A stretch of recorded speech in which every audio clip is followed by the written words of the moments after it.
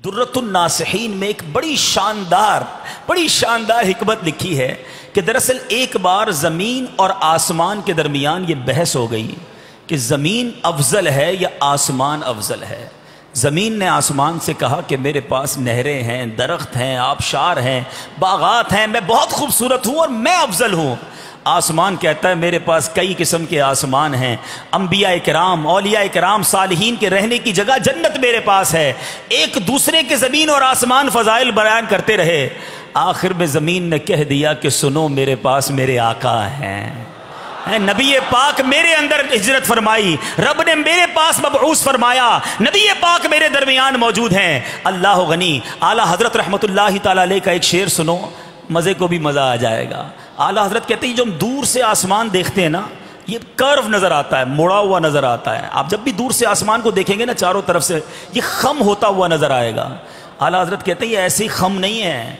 एक बार ज़मीन ने आसमान को कुछ ताना दिया था और ये ताना सुनकर आसमान की जो पीठ है ना, पुश्ते फलक, ये खम हो गई है। वो क्या बात थी? खम हो गई पुश्ते फलक इस ताने ज़मीं से, खम हो गई पुश्ते फलक इस ताने ज़मीं से। सुन, हम पे मदीना है वो रुतबा है हमारा।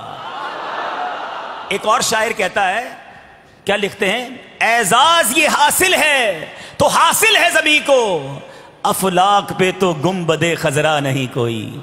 अब जब ये बहस हुई ना, तो आसमान ने अल्लाह की बारगाह में अर्ज़ की, मौला तू परेशान हालों की परेशानी दूर करता है, मुझे भी एक मुश्किल है कि करम कर अपने प्यारे हबीब अलैहिस्सलातु वस्सलाम का एक चक्कर, एक राह, एक बार नबी पाक आसमान पर भी करम फरमा दें, मुझ पर भी कदम लग जाएं। ये ज़मीन मुझे कहती है कि नबी पाक मेरे पास हैं। उलमा कहते हैं ये आसमान की दरख्वास्त थी, प्यारे रब अज़्ज़ वजल की बारगाह में इल्तिजा थी कि मौला करम फरमा, नबी पाक को आसमानों की भी सैर करा दे। मेरे आका आसमानों पर गए, आसमानों को भी मुशर्रफ फरमा दिया। ये शान है हमारे आका की कि जिनके लिए, जिनके कदम रंजा फरमाने के लिए आसमान भी इल्तिजा कर रहा है। सल्लू अलल हबीब सल्लल्लाहु तआला अला मुहम्मद। मुझे अपनी और सारी दुनिया के लोगों की इस्लाह की कोशिश करनी है इंशाअल्लाह।